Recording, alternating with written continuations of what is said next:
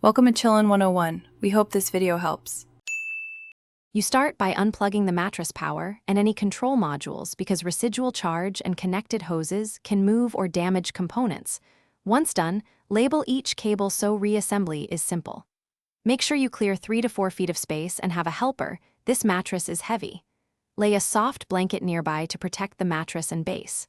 Grab a screwdriver, adjustable wrench, zip ties, and marker. These let you detach components cleanly and mark orientations for later reinstallation. You now detach the mattress assembly methodically. First, depress quick disconnects on air hoses and cap or label any open ends to avoid dirt ingress. Next, unzip and remove the mattress cover so you can access the inner bladders. Take photos as you go so you remember routing. Then locate and remove the bolts securing the deck to the base, putting all screws and small parts in a labeled bag.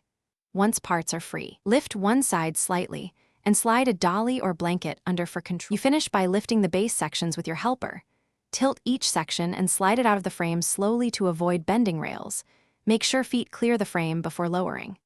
Inspect the air pump, hoses, and wiring and store them in labeled, protective bags to prevent kinks or damage. If the base won't move, stop and look for hidden fasteners, Velcro, or taped seams.